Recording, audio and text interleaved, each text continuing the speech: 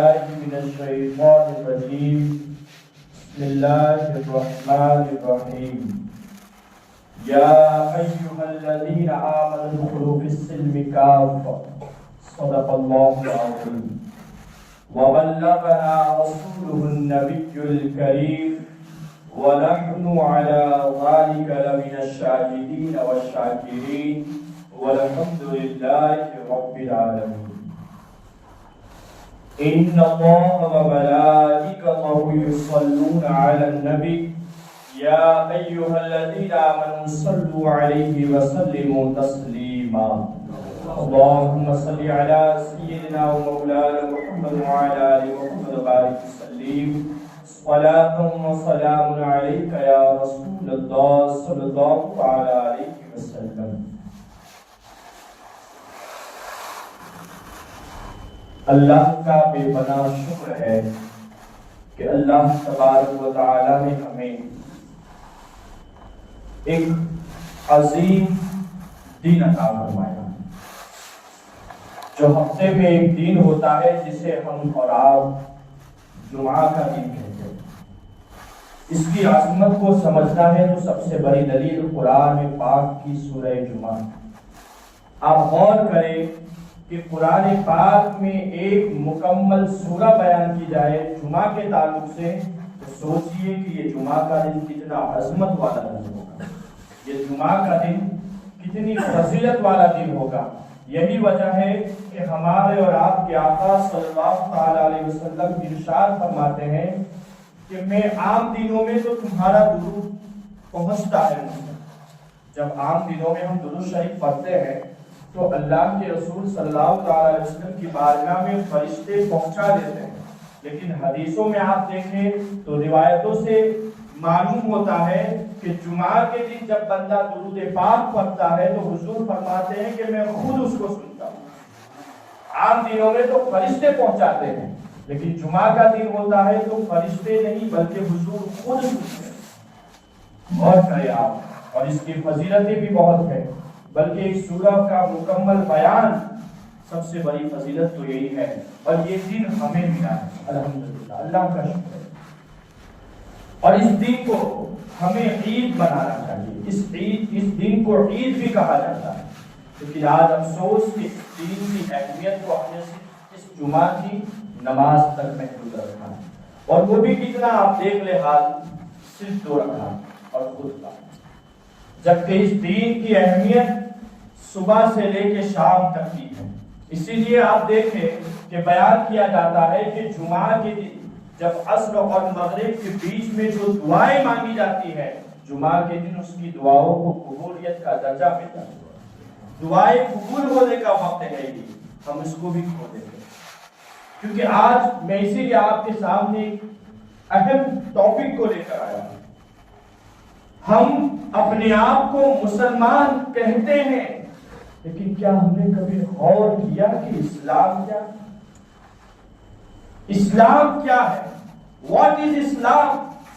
اسلام کسے کہتے ہیں؟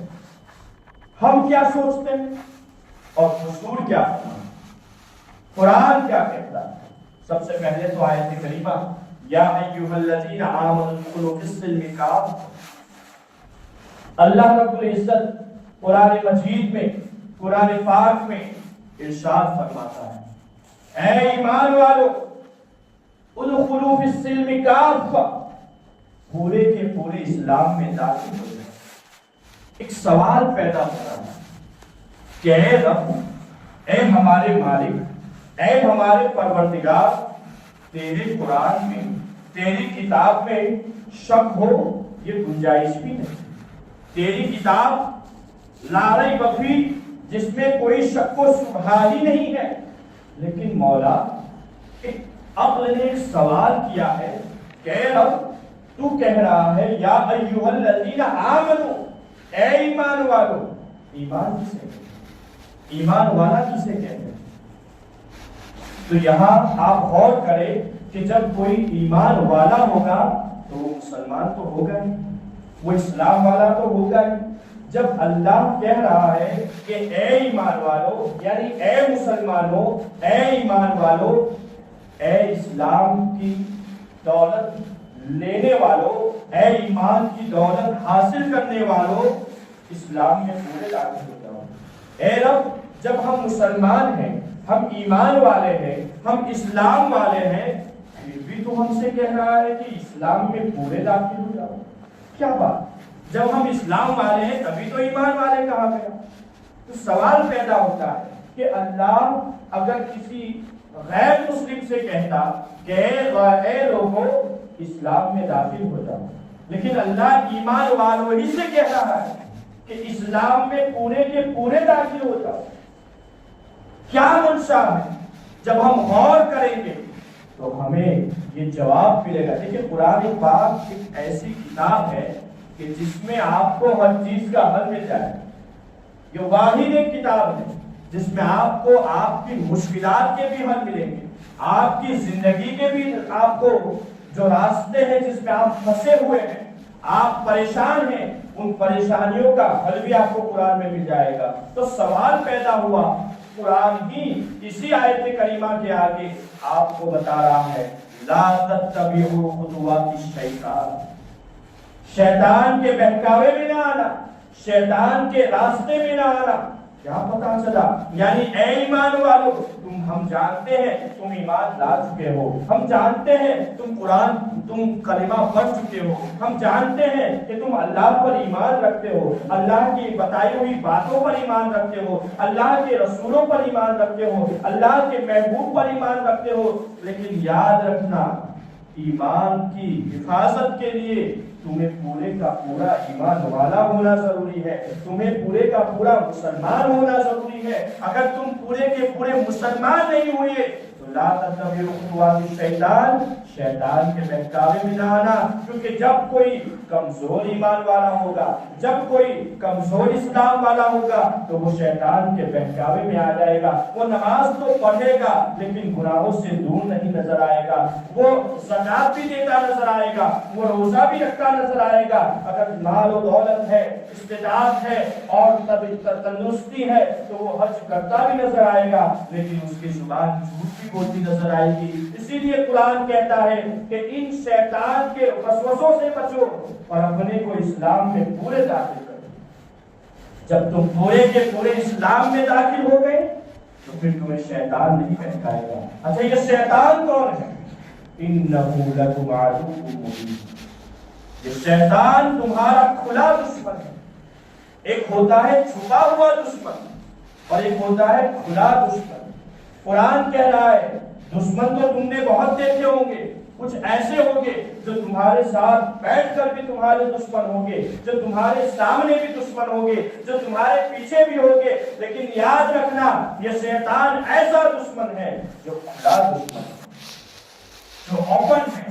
तो इस दुश्मन से दूर रहना, इस शैतान से दूर रहना, क्योंकि ये तुम्हारे इस्लाम, तुम्हारे ईमान में खलल वाले करेगा, ये तुम्हारे ईमान को तुमसे निकालने की कोशिश करेगा। और करें, हमें सबसे पहले तो शैतान के वसवसे से, इसके फरेब से बचना है। अब आप और करें, इस्लाम की डेफिनेशन अल्लाह के रसूल सल्लल्लाहु अलैहि वसल्लम, एक सहाबी रसूल आते हैं और अर्ज करते हैं, या रसूलल्लाह सल्लल्लाहु अलैहि वसल्लम, मल इस्लाम, इस्लाम क्या है? और ये सहाबी रसूल वो है जो अभी अभी नौ मुस्लिम, नया इस्लाम कबूल किया है, और ये चौथे नंबर के सहाबी रसूल हैं। हजरत अम्र बिन अबस रज़ियल्लाहु ताला, ये चौथे नंबर के सहाबी है। हुजूर की बारगाह में अर्ज करते हैं, या रसूल अल्लाह, मल इस्लाम, इस्लाम क्या है? तो रसूल कायनात सल्लल्लाहु ताला अलैहि वसल्लम की एक खासियत, इनकी एक तखसीस थी कि जब कोई सवाल करता तो वो उस इंसान के मुताबिक जवाब दिया, कि उस इंसान को जरूरत किस चीज की है, उस हिसाब से सवाल का जवाब दो। हुजूर ने फरमाया, हिब्बुल कलाम व इतआमुत ताआम। हुजूर फरमाते हैं कि अच्छी बात कहना, अच्छी बातें कहना, जबान जब तुम कुछ बोलो तो अच्छी बात कहना, और इतआमुत ताआम, और लोगों को खाना खिलाना, यही इस्लाम। क्या इतना ही इस्लाम नहीं? उस مسلمان جو حضرت عمرو بن عبس رضی اللہ تعالیٰ عنہ ہے، ان کی زندگی کے مطابق حضور نے یہ جواب دیا اور ہمیں بھی یہ پیغام دیا کہ یاد رکھنا، تم اپنے کو مسلمان کہتے ہو، تم کہتے ہو ہم اسلام والے ہیں، تو اپنی زبان میں بھی کنٹرول کرنا، اچھی بات کہنا، کہیں ایسا نہ ہو کہ تمہاری زبان سے کسی کو تکلیف پہنچ جائے، کہیں ایسا نہ ہو کہ تمہاری زبان سے کوئی دشمنی پیدا ہو جائے، تمہاری زبان سے کسی کو تکلیف نہ ہو، تمہاری زبان کبھی گالی گلوچ نہ کہے، جب بھی تم کہو تو اچھی بات کہو، یہی اسلام۔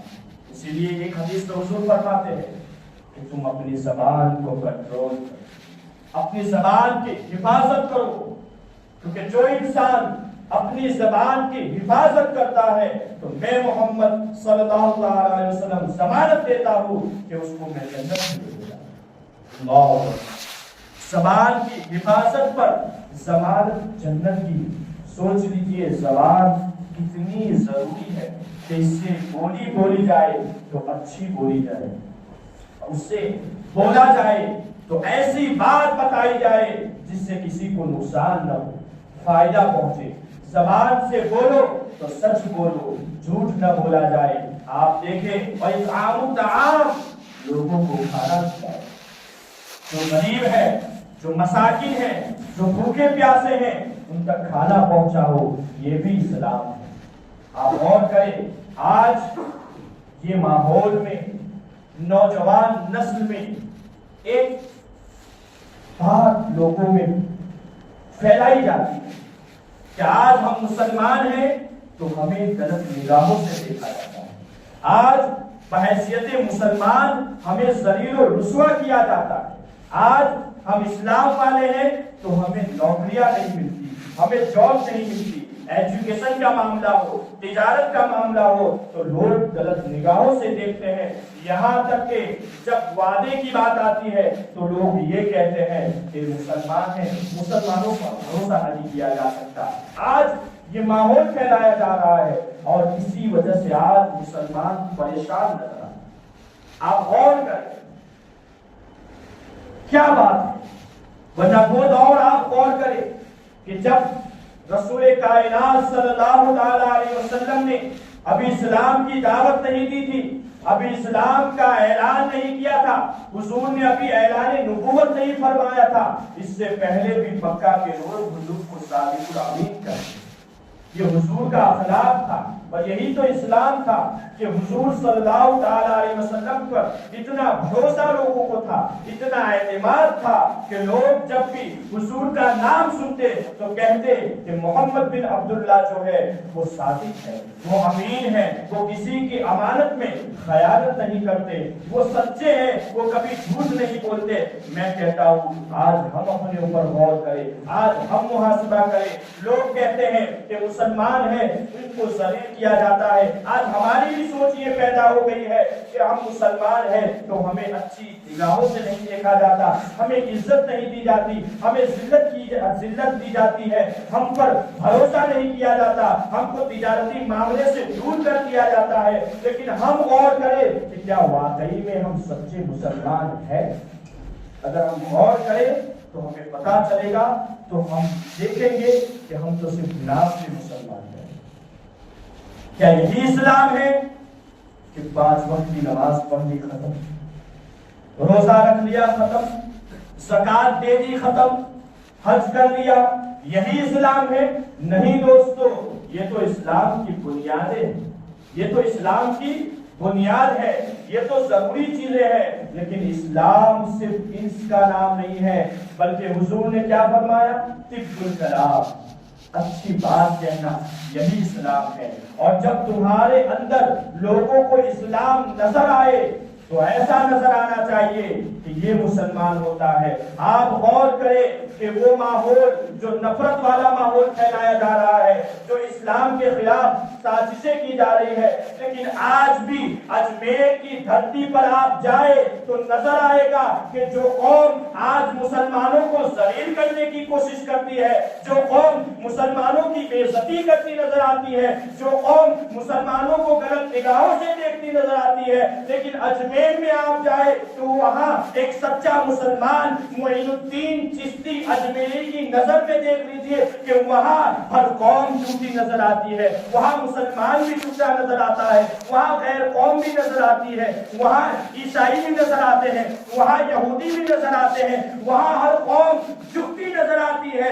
کیا معاملہ ہے کہ معین الدین چشتی اجمیری کے دربار میں ہر قوم جھوٹی نظر آتی ہے، تو پتہ چلے گا کہ یہ وہی اسلام والے ہیں، یہی سچے مسلمان ہیں، یہی اسلام کا سچا پیغام دینے والے ہیں۔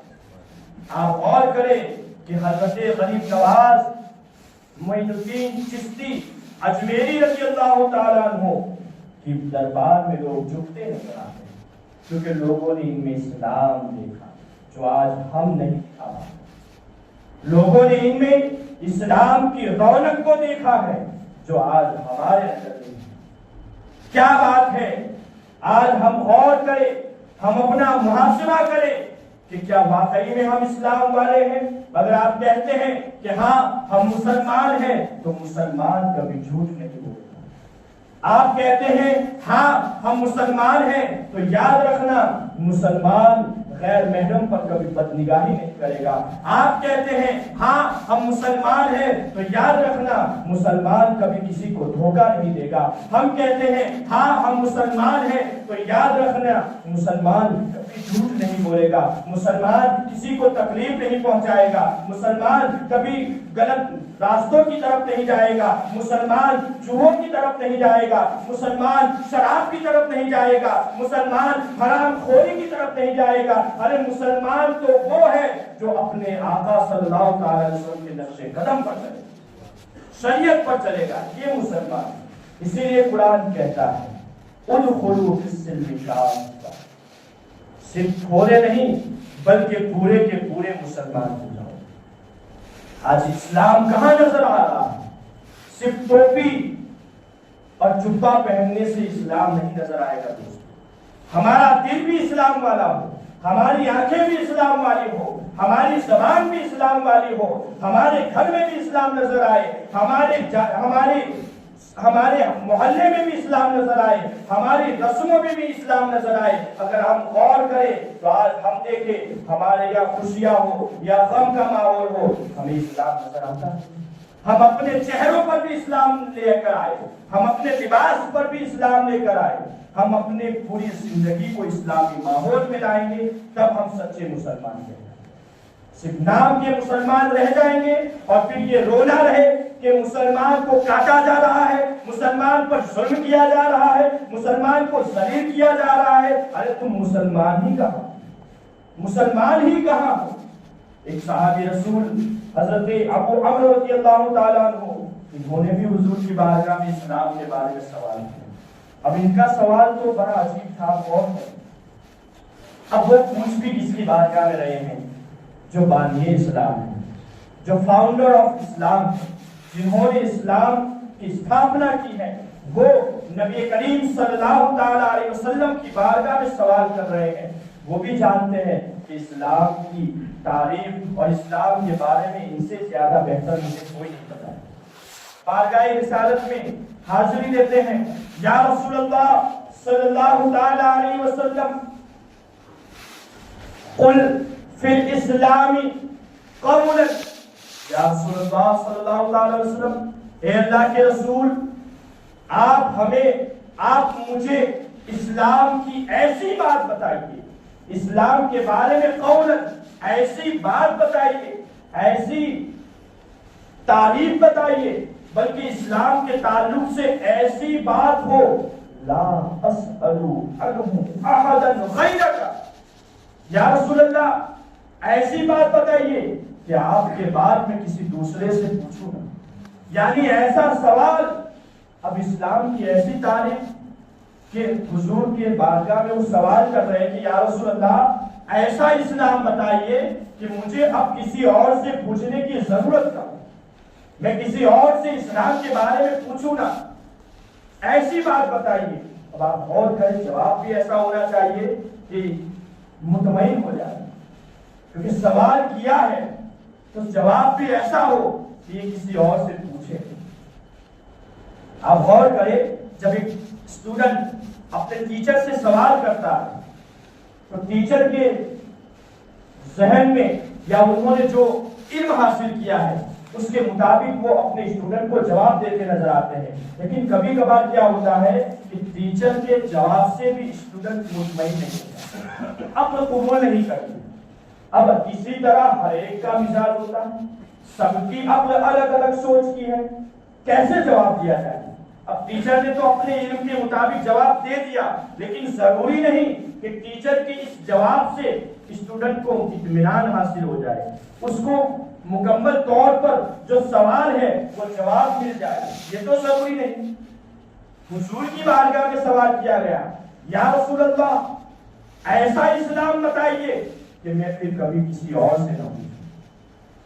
اسٹوڈنٹ تو پوچھ لیتا ہے، کبھی ٹیچر سے پوچھ لیتا ہے، کبھی ٹیچر کے پرنسپل سے پوچھ لیتا ہے، لیکن یا رسول اللہ مجھے آپ کے علاوہ کسی سے نہیں پوچھنا ہے، آپ ہی سے پوچھنا ہے، بتائیے اسلام کی کوئی ایسی بات جو مجھے اطمینان لائے، مجھے مطمئن کر دے۔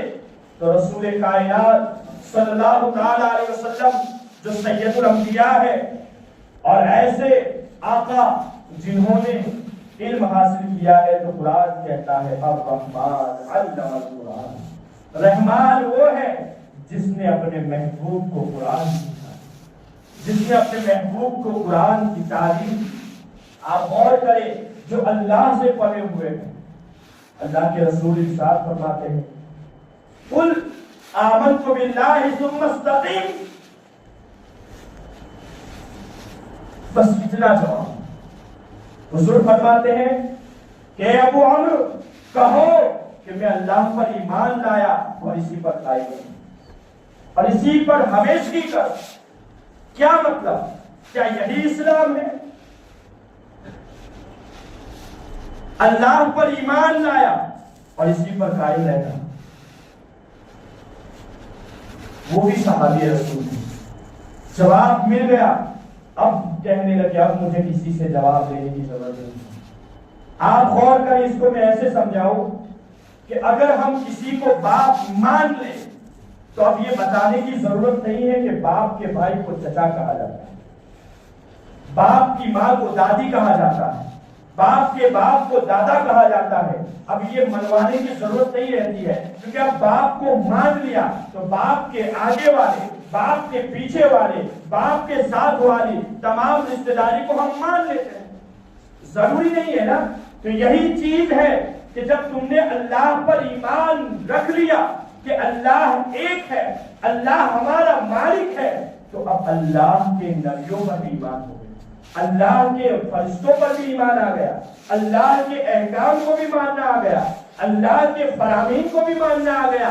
یعنی حضور فرماتے ہیں کہ اے ابو عمرو، اسلام یہی ہے کہ اللہ نے جو دیا اس کو مان لو اور اسی پر قائم رہو، یہی اسلام۔ اس لیے قرآن نے کیا کہا؟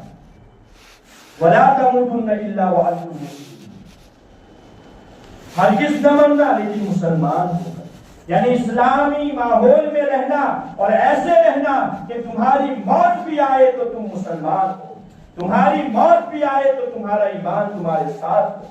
اس طرح کا اسلام ہونا چاہیے۔ حضرت فقیہ ملت حضرت مفتی احمد یار خان نعیمی نے اس پر تبصرہ کیا ہے کہ آمنت باللہ سے کیا مراد ہے اور ثم استقیم سے کیا مراد ہے۔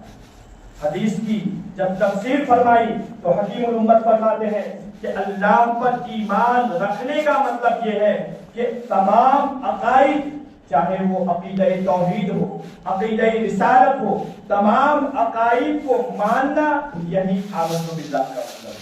یعنی اب تم نے کہہ دیا آمنت باللہ، تو آمنت باللہ سے مراد یہ ہو گیا کہ اللہ کا جو عقیدہ ہے اس کو بھی مانو، رسول اللہ کا جو عقیدہ ہے اس کو بھی مانو، جو فرشتوں کے بارے میں عقیدہ ہے اس کو بھی مانو، یعنی وہ بھی وہی کہہ رہے ہیں۔ اور ثم استقیم سے مراد کیا ہے؟ تو حضرت حکیم الامت مفتی احمد یار خان نعیمی علیہ رحمۃ اللہ ارشاد فرماتے ہیں کہ ثم استقیم سے مراد تمام اعمال جو اللہ نے ہمارے لیے فرما دیے ہیں ان تمام اعمال پر عمل کرنا یہی اسلام ہے. تمام اعمال پر عمل کرنا ثم استقیم سے مراد یہی ہے. یعنی جب اللہ نے حکم دے دیا اقیم الصلاۃ نماز قائم کرو تو نماز صرف ایک بار یا جمعہ کے دن یا عید کے دن یا صرف رمضان میں پڑھنا نہیں ہے. ثم استقیم ہمیشہ پڑھنا ہے. جب تک زندگی ہے تب تک نماز پڑھو. 5 وقت کی نماز پڑھتے رہو. اللہ نے حکم دے دیا کہ جھوٹ نہ بولو. اس کا مطلب یہ نہیں کہ صرف رمضان میں جھوٹ چھوڑ دیا جائے، بلکہ تم جب تک جب تک تمہیں موت نہ آ جائے جھوٹ نہ بولنا، سچ بولنا، ہمیشہ سچ بولنا، نماز کی پابندی، سچ بولنا اور گناہوں سے دور رہنا، کیونکہ اللہ نے حکم فرمایا نا. تو یہ بھی تو ایک عمل ہے. اسی کو ثم استقیم کہتے ہیں. اگر اس حدیث پاک کو اور کھولا جائے دوستو تو زندگی چلی جائے گی، لیکن اس حدیث کی تفسیر بڑھتی جائے گی. پتہ کیا چلا اسلام کیا ہے؟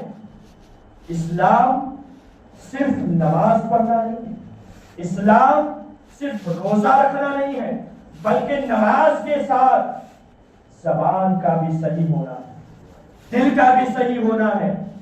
ورنہ آپ غور کرے بہت سے ایسے ہیں جو نمازیں پڑھتے ہیں لیکن لوگوں کو دھوکہ بھی دیتے ہیں، لوگوں کو تکلیف بھی پہنچاتے ہیں، اپنی تجارتی کاموں میں لوگوں کو دھوکہ دے کر حرام کمائی بھی کرتے ہیں. تو وہ مسلمان نہیں. ایسے کوئی اسلام والا نہیں کہا جاتا. یہ اسلام ہے ہی نہیں. پھر رویا جائے کہ ہم مسلمانوں پر ظلم و ستم ہو رہا ہے تو ہم خود غور کریں کہ کیا ہم واقعی میں سچے مسلمان؟ ارے سچے مسلمان تو غریب نواز کی ذات ہے. کیا آج بھی اس ماحول میں غریب نواز کے دربار میں ہر کوئی نظر آتا ہے؟ زیادہ دور جانے کی ضرورت نہیں ہے. ان آستانوں کو دیکھ لیجیے آپ. حضرت بابا ریحان، حضرت بابا ایدروس، بابا رستم اور ہمارے ارد گرد ان آستانوں کو دیکھ لیجئے. یہی سچے مسلمان ہیں کہ آج ان کے دربار میں بھی صرف مسلمان نہیں بلکہ دوسری قومیں بھی جھکتی نظر آتی ہیں، کیونکہ یہی اسلام والے تھے، یہی مسلمان تھے. ہمیں بھی سچا مسلمان بننے کی ضرورت ہے. صرف نام کا مسلمان نہیں ہے دوستو. آج ہم صرف نام کے مسلمان رہ رہے ہیں. صرف کلمہ پڑھ لیا اور اسلامی جو چیزیں ہیں وہ اپنا مسلمان ہے. نہیں دوستو، ہمیں اسلام اپنے گھر میں بھی لانا پڑے گا. ہماری عورتوں پر بھی اسلام کی بنیادیں ڈالنا پڑے گی. ہماری اولادوں کو بھی اسلامی ماحول میں رکھنا پڑے گا. تب ہم سچے مسلمان ہو جائیں گے. ہمارے چہروں پر بھی مسلمانی چہرہ دیکھنا نظر آنا چاہیے. ہمارے لباس میں بھی اسلامی لباس ہونا چاہیے. ہماری بولی میں بھی اسلامی بولی ہونی چاہیے. ہمارے کردار میں بھی اسلامی کردار ہونا چاہیے. تب جا کے ہم مسلمان ہوں گے. اسی کو قرآن کہتا ہے ادخلوا فی السلم کافہ، پورے کے پورے مسلمان ہو جاؤ.